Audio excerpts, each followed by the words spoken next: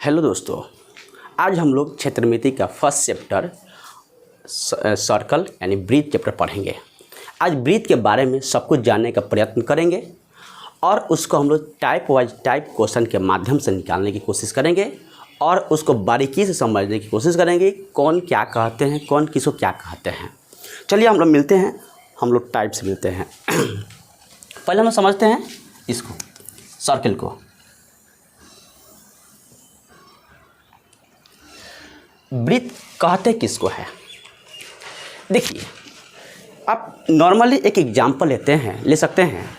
जब हम लोग झंडा के दिन आता है तो जब हम स्कूल में जाते हैं झंडा फहराने के लिए तो सर बोलते हैं कि पहले इस फ्लैग के नीचे जहां हम लोग झंडा गाड़ते हैं उसके चारों तरफ सर्किल बनाइए। मतलब सर्किल के अंदर फ्लैग को हम लोग गाड़ने की कोशिश करते हैं।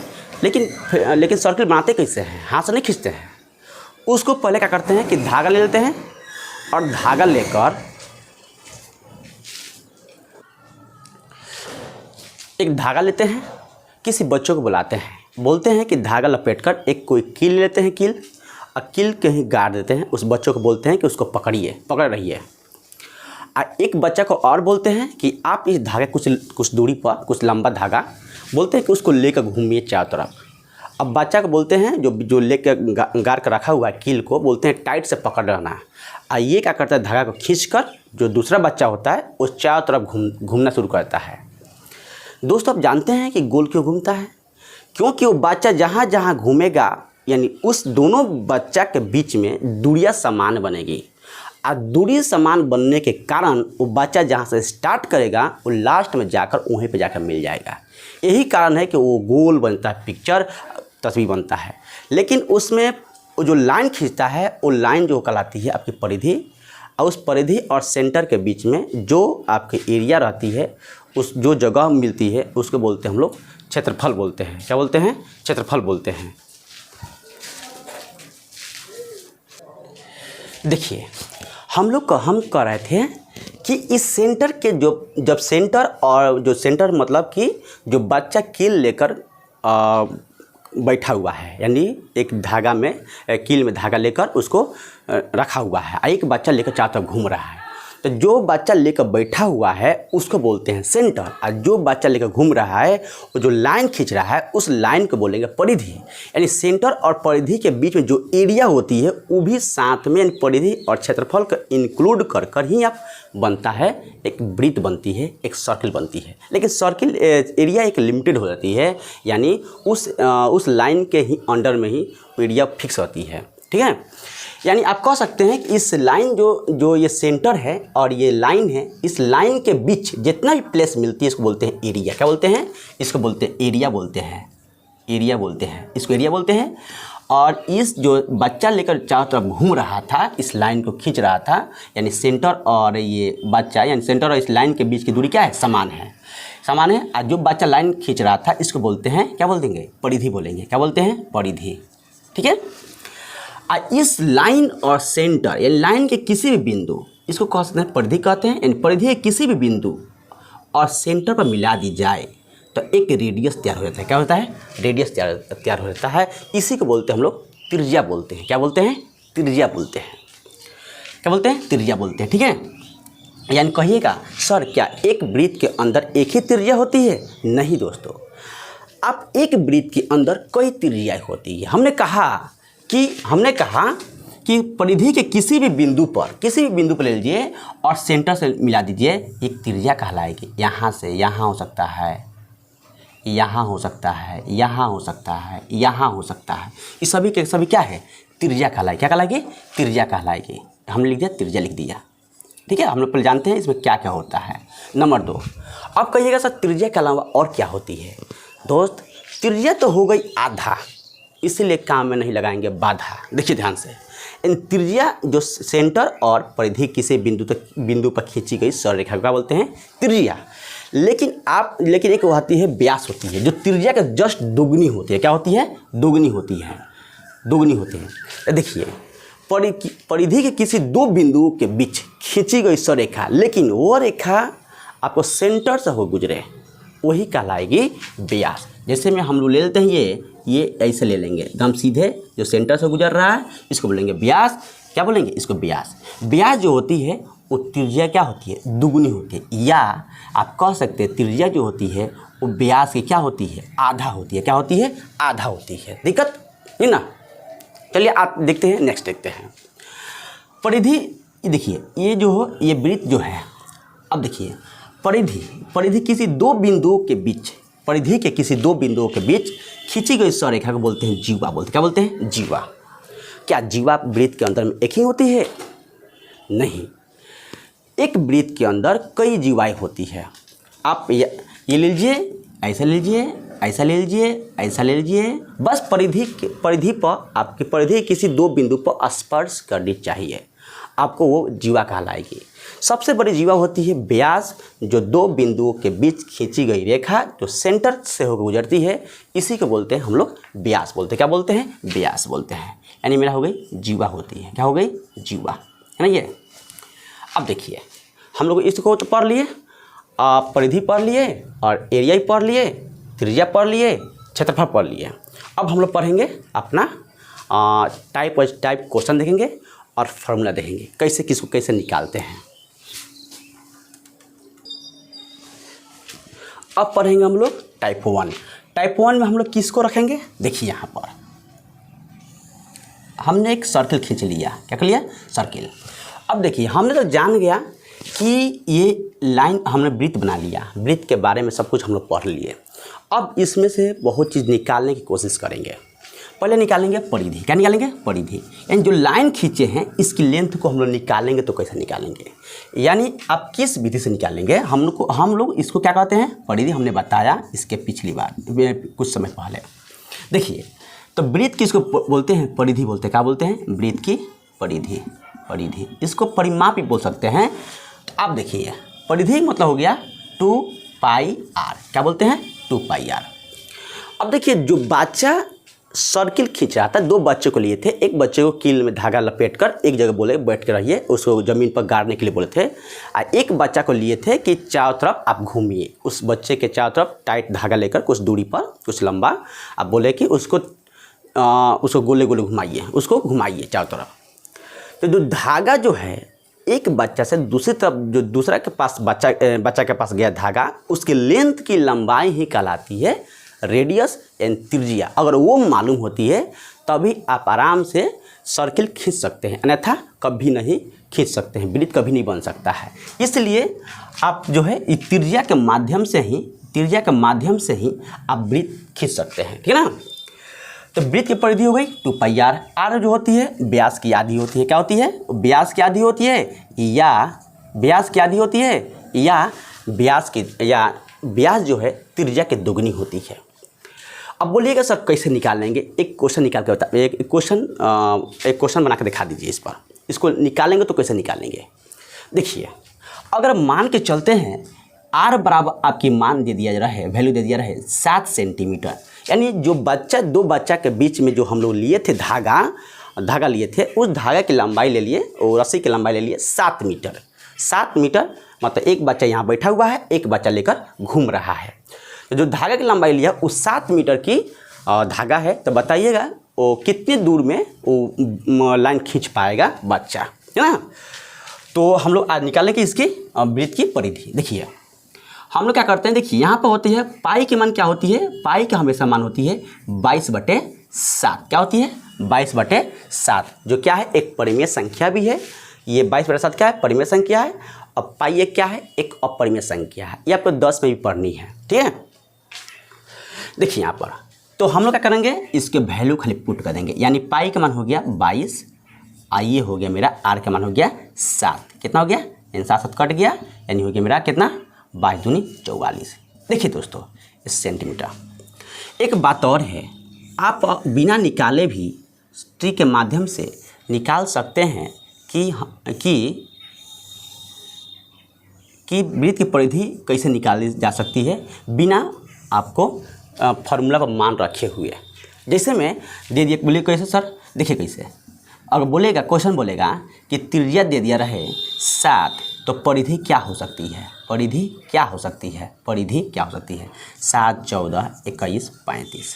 देखिए यहाँ पर अगर त्रिज्या मालूम हो तब बिना आप निकाले, बिना आप फार्मूला बैठाए आप यहाँ पर आराम से निकाल सकते हैं, बशर्ते पहला का मालूम होना चाहिए। यानी जब त्रिज्या 7 हो तब परिधि क्या होना चाहिए? 44। ये बस याद होना चाहिए। बाकी आप कुछ भी दिया रहे आप आराम से निकाल सकते हैं बिना फार्मूला पर रखे वैल्यू को, बिना फार्मूला पर रखे हुए वैल्यू को आप आराम से उसको निकाल सकते हैं। देखिए जब त्रिज्या 7 हो तब परिधि 44 है, जब त्रिज्या 14 हो तो क्या होगी? बस कुछ नहीं करनी है, 7 के पहाड़ा में कितनी बार में आती है? 2 बार में आती है। बस इसमें मल्टीप्लाई कर देनी है, 44 गुने 2 कितना होगी? 2। यही मेरा हो जाएगी 88 आंसर। फिर बोलेंगे 7 के पहाड़ा में जब त्रिज्या 21 दिया रहा है तब हम लोग परिधि कैसे निकालेंगे? बिना फार्मूला पर रखे हुए वैल्यू को, ठीक है ना। तो देखिएगा त्रिज्या जब 21 दिया रहे तो इसकी परिधि क्या हो सकती है? तो आपको परिधि पता है क्या हो सकती है? बस हम लोग क्या करेंगे कि देखेंगे कि 7 के पहाड़ा में 21 कितनी बार में आती है। क्या आती है? 7 के पहाड़ा में 21 कितनी बार में आती है? तो 3 बार में आती है। बस हम लोग को 44 में 3 से गुना कर देना है, यही आपकी हो जाएगी राइट आंसर, राइट आंसर, ठीक है ना। देखिए हम लोग को यहाँ फार्मूला की आवश्यकता पड़ा ही नहीं, बस पहला वाला जो वैल्यू है त्रिज्या, इसकी मान को आपको याद रखनी होगी, बशर्ते उसके बाद कुछ याद नहीं रखना है। फार्मूला भी नहीं याद रखिएगा तभी काम चलेगा, बस बिना फार्मूला का ही वैल्यू निकल सकता है। ये एक 1 लाइनर का क्वेश्चन है। जब आप कंप्यूटराइज क्वेश्चन दीजिएगा, जब एग्जाम दीजिएगा तो इसमें आपको बहुत समय बचा सकती है कटाने में। फिर देखिए आप अगर मान लीजिए 42 दे देगा तो 7 के पहाड़ा में बोलेंगे 35, बोलेंगे 35 कितना बार में आता है? 7 के पहाड़ा में कितना बार में आता है? 5 बार में। इसमें 5 से गुना कर देंगे तो हो जाएगी मेरा, अब कितना हो जाएगी? 5 चौका 20 और 5 चौका 20 2 22 ना। 7 के पहाड़ा में 42 कितना आता है? 6 बार में आता है। तो 44 में 6 से गुना कर देंगे तो ये आपकी हो जाएगी 24 2 26। ये आपकी हो जाएगी सब आपको, अगर मीटर में है मीटर में है, मीटर में है मीटर में है तो मीटर में, तभी मीटर में हो जाएगी। तो आपको हो जाएगी 264 मीटर हो जाएगी आपकी राइट आंसर। 264 क्या है? तो अगर त्रिज्या 42 हो जाए यहाँ सेंटर से और ये परिधि के बिंदु तक, किसी बिंदु तक लंबाई अगर 42 दे दिया रहे तो आपकी त्रिज्या जो मतलब ये जो परिधि की जो लंबाई है वो हो जाएगी 264 मीटर, ठीक है। चलिए हम लोग देखते हैं टाइप 2। टाइप 1 में इतना ही पढ़ना है, ठीक है। देखते हैं टाइप 2। देखिए अब हम देखेंगे टाइप 2, यानी अब देखेंगे क्षेत्रफल निकालने के लिए। कैसे बोल रहे थे कि जगह निकालने के क्षेत्रफल, यानी जगह बोल रहे थे ना, यानी ये मान लीजिए मेरा वृत्त हो गई, ठीक है ना, और इस सेंटर इस परिधि के बीच में कितना दूर में जगह मेरा फैला हुआ है, कितना दूर में मेरा जगह फैला हुआ है, इसी को निकालना है क्षेत्रफल। देखिए इसकी फार्मूला होती है वृत्त की क्षेत्रफल। देखिए ये हो जाएगी पाई आर स्क्वायर। देखिए हमने आपको समझा दिया था कि सेंटर समझा दिया था, परिधि समझा दी थी, अब समझा रहे हैं क्षेत्रफल। क्षेत्रफल बोलते हैं इस सेंटर और परिधि के बीच जितना भी एरिया, जितना भी स्पेस है, जितना भी जगह फैला हुआ है, इसी को बोलते हैं हम लोग क्षेत्रफल बोलते हैं, एरिया बोलते हैं, ठीक है ना। कैसे बताए थे पहले वाला कि एक बच्चा को यहाँ पर धागा लेकर बैठा दिए थे, कांटी में धागा लपेट कर, एक बच्चा को बोले कि तुम इसके चारों तरफ घूमो। वो बच्चा जब जहाँ जहाँ घूमेगा वो गोल पिक्चर बनेगी, गोल तस्वीर बनेगी, यानी लाइन क्या खिंचाएगी? गोले खिंचाएगी। यही आपकी परिधि कहलाएगी। लेकिन एक जगह को लिमिटेड कर देगा, उसके बाहर नहीं कहेगा, वो लिमिटेड कर देगा, ठीक है ना, बाउंड्री लाइन खींच देगा, और वही बाउंड्री लाइन के अंदर जितना भी जगह होगी वो वृत्त के क्षेत्रफल कहलाती है, वृत्त के क्षेत्रफल कहलाती है। इसको निकालने के लिए एक ही फार्मूला है, पाई आर स्क्वायर। क्या होती है? पाई आर स्क्वायर है। लेकिन हम आपको बताएंगे बिना फार्मूला पर रखे हुए वैल्यू को कैसे निकाल सकते हैं आसानी तरीक़ा से, ठीक है। देखिए ये पाई का मान कितना होता है? 22/7। अब कहिएगा सर इसको निकाल कर दिखाइए तो, कोई क्वेश्चन लेकर बना कर दिखाइए, कैसे बनाएंगे? देखिए दोस्तों, अगर मान के चलते हैं यहाँ से यहाँ तक कोई 7 दे दिया रहे, क्या है 7 इसलिए मानते हैं दोस्तों क्योंकि 7 अधिकतर देखने को मिलती है, ठीक है। और जब भाग लगाएंगे तो उसी तरह अदर संख्या पर भी भाग लगाकर आप बना सकते हैं, आसानी से निकल जाएगी क्वेश्चन, इसमें कोई डाउट नहीं है, ठीक है।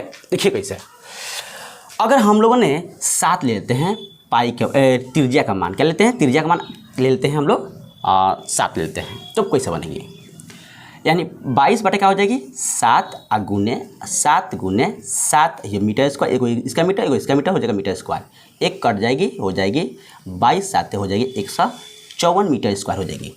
देखिए दोस्तों, अब कहिएगा सर क्या ऐसा कोई फार्मूला है जो बिना फार्मूला पर रखे हुए हम आराम से कोई भी संख्या देता है आराम से हम निकाल लेंगे। दोस्तों, डियर दोस्त, बिल्कुल है, ठीक ना डियर फ्रेंड, आपको अवश्य एक फार्मूला है जो बिना फार्मूला पर वैल्यू रखे हुए आप आराम से निकाल सकते हैं और वैल्यू आपकी करेक्ट आएगी, ठीक है। देखिए कैसे, हाँ, लेकिन पहले का काम है कि इसका वैल्यू को याद रखनी है पहले का, बस बाकी सब कुछ वही ओके है, सब कुछ आपको बस ये याद कर लीजिएगा, बस यही इसी पर खेल खेलना है, गेम खेलना है, बाकी कुछ नहीं है, ठीक है। देखिए, अगर त्रिज्या 7 हो, 14 हो, 21 हो, अर्थात 35 हो, क्या हो 35 हो, 35 सब मीटर में है, सब मीटर में है, या 42 हो, ठीक है ना, तो आप दिक्कत नहीं है, आपको यही है ना, ये बस सब मीटर में हो और त्रिज्या दे रखा है 7, 14, 21, 35, 42, आइए आपका दे दिया है, इसका क्षेत्रफल होता है 154 मीटर स्क्वायर, है ना। जब त्रिज्या 7 हो तो आपको याद रख लेनी है कि हमेशा क्षेत्रफल क्या होती है 154 होती है मीटर स्क्वायर। अब देखिए दोस्त, अगर त्रिज्या 14 दिया रहे तब हम लोग बिना फार्मूला पर रखे कैसे बना सकते हैं, कैसे ऐसा कौन सा ऐसा रूल है जो बिना फार्मूला पर रखे हम आराम से उसको आसानी तरीके से बना सकते हैं बिना पेन के माध्यम से, क्योंकि आज डेट में, आज के समय में आप कंप्यूटराइज एग्ज़ाम है, जो पेन चलाने के बहुत ऐसा मैथ कीजिए, अपने आप को टैलेंटेड कीजिए कि पेन चलाने के मतलब क्या नौबत बहुत कम आए, ठीक है ना, ताकि बार बार पेन चलाने के मौका न मिले, इसलिए कि एक हाथ में तो रहता है माउस, एक हाथ में रहता है पेन, अगर कोई लेफ्ट है कोई राइट है तो उसका तो फ़ायदा है, लेकिन अगर एक ही राइट है, अगर राइट से काम करता है, हर चीज़ राइट से काम करता है, तब उसके लिए समस्या ही समस्या है, क्योंकि आपको टाइम लेके चल जाएगा, ले बीतेगा एग्जाम में, आपको पता ही नहीं चलेगा। इसलिए हम लोग कुछ ऐसा ट्रिक्स है, सभी के तो नहीं कर सकते हैं, लेकिन कुछ ऐसा है जो टाइम को बचाने में काफ़ी मददगार होगी, इसलिए इसको रट जाना ही है या समझ जानी है, आपको आराम से आ जाएगी। देखिए कैसे, अगर 7 है त्रिज्या, अगर 14 त्रिज्या है तो अब हम लोग क्या कर सकते हैं, यानी त्रिज्या 7 तो याद है 154, जब 14 रहे तो क्या करेंगे, तो 14 रहे तो क्या करेंगे, यानी 7 के पारा में कितना बार में आता है, तो 14 बार में आता है, कितना बार में आता है 14 बार में आता है, सॉरी 7 के जब 14 त्रिज्या रहे, आर कितना दिया रहे 14, तब क्षेत्रफल क्या होगी, यानी हम कहेंगे कि 7 के पारा में 14 कितने बार में आती है, देखते हैं 2 बार में। दोस्तों, कभी जब 2 लिखिएगा तो हमेशा स्क्वायर कर दीजिएगा, इस स्क्वायर को इसमें गुना कर दीजिएगा, वही राइट आंसर कहलाएगी, यानी 4 4 का 16 हाथ में 1, 5 का 20, 1 21 और 4 2 6, ये आपकी हो जाएगी राइट आंसर हो जाएगी, ठीक है ना। फिर देखिए, अगर आपको जब त्रिज्या 21 दे दिया रहे तब आपको क्या कहलाएगी, तब आपकी क्षेत्रफल क्या कहलाएगी, तो त्रिज्या जो है 7 के पारा में कितना बार में आता है, 3 बार में आता है, इसलिए हम लोग 3 कर देंगे स्क्वायर और 154 कर देंगे गुने 9, यानी हो जाएगी मीटर स्क्वायर हो जाएगी, मीटर हो जाएगी, हाँ मीटर स्क्वायर, मीटर कर दीजिए, हाँ खाली मीटर कर दीजिए, अच्छा छोड़ दीजिए, क्योंकि मीटर स्क्वायर तो पहले से है ही, और इसका क्या करेंगे 9 चौका 36, हाथ में कितना हो गया 3 हो जाएगा, 9 5 45, 48 के 8 हाथ में 4 और 9 4 13, ऐसे कर के आप आराम से बना सकते हैं, बिना फार्मूला पर रखे हुए भी आप आराम से यहाँ पर क्षेत्रफल निकाल सकते हैं, कोई डाउट नहीं है, ठीक है। इसी प्रकार क्या कीजिएगा, 7 के पारा में 35 कितने बार में आता है 5 बार में, तो 5 बार में जब आएगी 35 तो इसका 5 कर देंगे स्क्वायर कर देंगे, अब बाकी आप 154 में आप 25 से गुना कर दीजिएगा, जो आएगी आपकी राइट आंसर कहलाएगी। आप इसको बनाकर प्रैक्टिस कर लीजिएगा, ठीक है ना। तो आप समझ गए, इसमें क्या हम लोग सीखे कि जितना भी है ये क्षेत्रफल कहलाएगी, जितना हम लोग वैल्यू निकाल रहे हैं ये सब इसका मान है, किसके अकॉर्डिंग, त्रिज्या के अकॉर्डिंग। अगर त्रिज्या 7 रहे तो 154 आएगी, अगर 14 रहे तो 16 मीटर स्क्वायर आएगी, अगर 21 रहे तो 1386 मीटर स्क्वायर आएगी। त्रिज्या यही कहलाती है आपकी क्षेत्रफल। दिक्कत, चलिए हम लोग मिलते हैं टाइप 3 से, ठीक है ना। पहले हम लोग कुछ समझा देते हैं, समझाने के बाद जब हम लोग क्वेश्चन प्रैक्टिस करेंगे सभी टाइपों पर, तब क्योंकि ये बहुत लंबा चैप्टर है दोस्तों, ये काफ़ी लंबा चैप्टर है, बहुत कंबाइन करने आगे। ये पहले इसको सिंगल पढ़ा रहे हैं, ब्रीथ से वनिस ब्रीथ, इसके बाद हम क्या करेंगे, कुछ टाइप बिताने के बाद हम लोग दो पिक्चर को मिला कर बनाएंगे। ब्रीथ में आयत में डालेंगे ब्रीथ, ब्रीथ के अंदर डालेंगे आयत, वर्ग के अंदर डालेंगे ब्रीथ, ब्रीथ के अंदर डालेंगे वर्ग। ऐसे कर कर के दो फिगर को ले लेकर हम लोग बनाएंगे कंबाइन कर कर, तो क्वेश्चन थोड़ा टफ हो जाती है और साथ में इसके जो होती है जो टाइप वो काफ़ी बढ़ जाती है, कम से 22 से 23 टाइप जाएगी। इसलिए बस सभी टाइप को लाइन बाय लाइन देखिए और साथ में उसको कॉपी पर भी नोट कीजिए। चलिए देखते हैं टाइप 3। अब पढ़ेंगे टाइप 3। टाइप 3 में हम लोग कौन सा क्वेश्चन को हम लोग सेट किए हैं, किस फिगर को सेट किए हैं, आइए देखते हैं। ये मेरी हो गई खूबसूरत ब्रीथ। देखिए हम लोग क्या करेंगे, इस फिगर के अंदर हम लोग टाइप 3 पढ़ रहे हैं और टाइप 3 में कौन सा फिगर आएगी देखिए ध्यान से। यहाँ पर हम लोग लेते हैं ये ले लेंगे त्रिज्या है, यानी एक त्रिज्या और ले लेंगे, ठीक है। ब्रीथ के अंदर दो त्रिज्या, सभी दोनों त्रिज्या आपस में क्या होती है, बराबर होती है। लेकिन इसका हम लोग नामकरण करते हैं, क्या करते हैं, नामकरण करते हैं। हाँ, ये त्रिज्या कहलाएगी, ये दोनों त्रिज्या मिलके एक त्रिज्या खंड का निर्माण करती है। क्या करती है, त्रिज्या खंड का निर्माण करती है, यानी त्रिज्या मिलकर त्रिज्या खंड बनाती है। ये कौन सा त्रिज्या खंड है, लघु त्रिज्या। लघु मतलब छोटा होता है, क्या होता है, छोटा। देखिए जब अगर दो त्रिज्याएँ मिलकर दो त्रिज्या, तो एंगल जो जहाँ मिलती है दो त्रिज्याएँ वहाँ पर बनती है एंगल, और साथ में परिधि के जितने किसी भी बिंदु पर जहाँ मिलती है उसके बीच में जो बनती है वो त्रिज्या खंड ही कहलाती है। क्या कहलाती है, त्रिज्या खंड। यानी दो त्रिज्या तो जहाँ मिलती है, कहाँ मिल रही है, सेंटर पर जहाँ मिलती है, यानी यहाँ पर बनाती है एंगल बनाती है, कौन बनाती है, इसको थीटा बोलते हैं। और साथ में यही दो त्रिज्या है अपना वृत्त के परिधि पर आकर मिलती है, अलग अलग मिलती है। और ये दोनों के बीच में जितना प्लेस में फैल कर मिलती है परिधि पर, यही प्लेस अब क्या कहलाएगी आपको, प्लेस ये कहलाएगी आपको क्षेत्रफल कहलाएगी, ये कहलाएगी क्षेत्रफल। और ये कहलाएगी आपकी ये लंबाई कहलाएगी, वो भी चाप की लंबाई। क्या कहलाती है, चाप की ये लंबाई कहलाती है, ठीक है। तो अब देखिए ये यहाँ से यहाँ तक लघु कहते हैं, छोटा एंगल बनाती है। और आपको मालूम है वृत्त के केंद्र पर आपको 360 डिग्री का एंगल बनता है। कितना डिग्री का बनता है एंगल, 360 डिग्री का बनता है एंगल।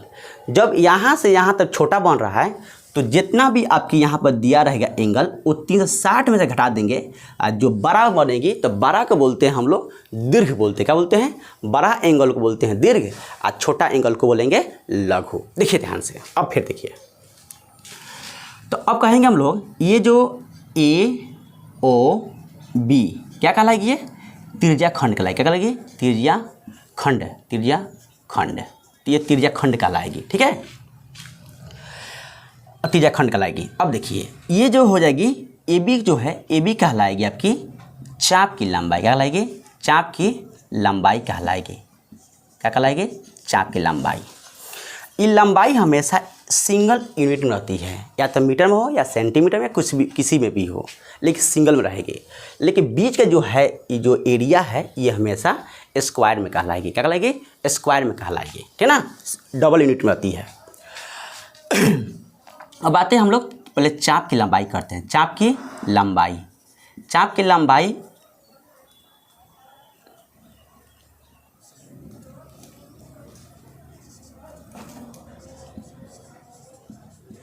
चाप की लंबाई देखिए, चाप की लंबाई मतलब A से और B तक की हम लोग दूरी को निकालना है। A से लेकर B तक की दूरी को हम लोग कैसे निकालेंगे, तो इसके निकालने की फॉर्मूला है कि पाई आर क्या है, पाई आर थीटा बटा 180 होता है।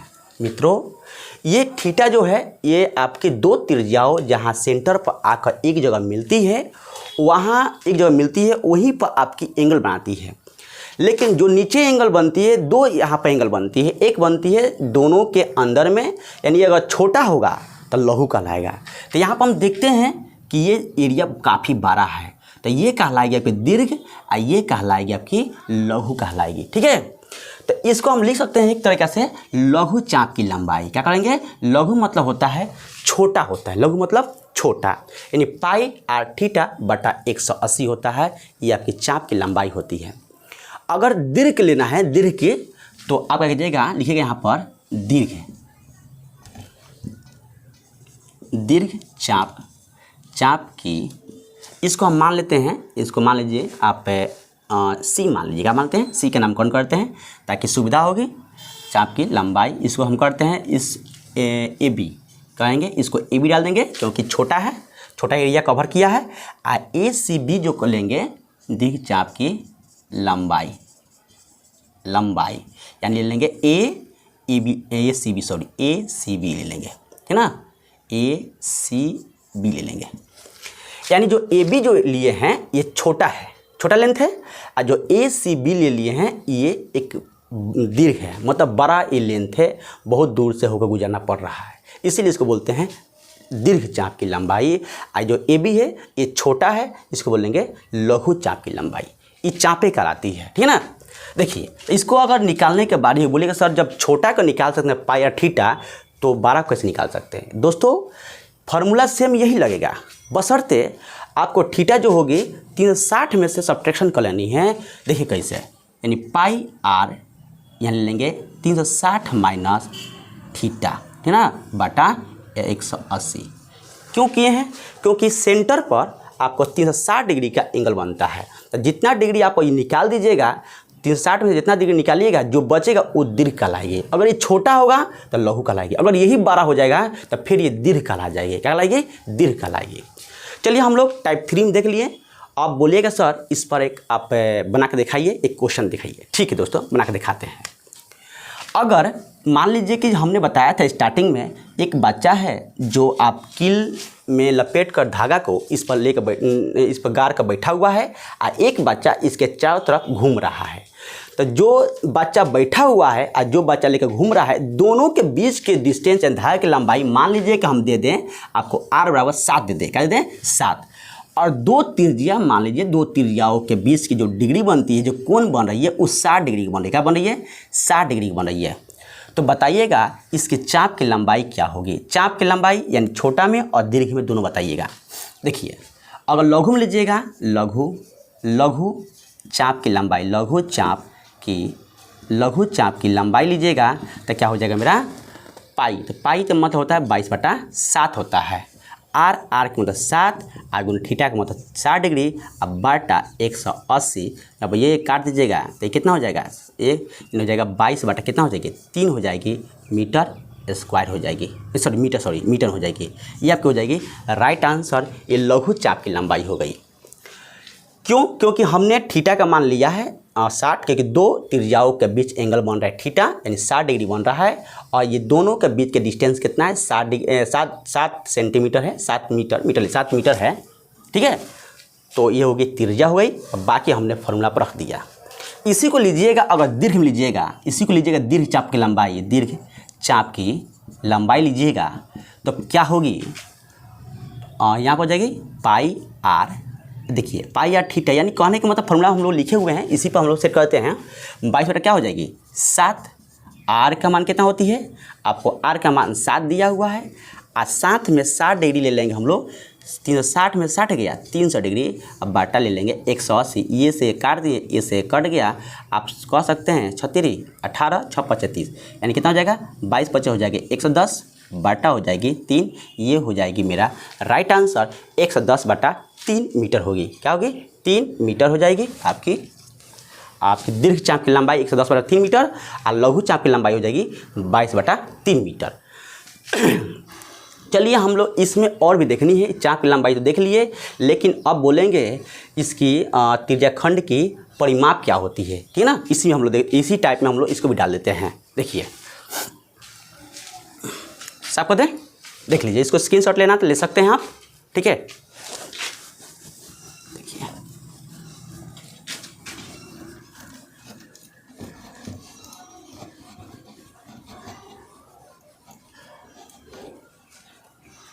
देखिए आप अगर त्रिज्याखंड की परिमाप लेते हैं, त्रिज्याखंड क्या लेते हैं, परिमाप, अगर त्रिज्याखंड की परिमाप लेते हैं,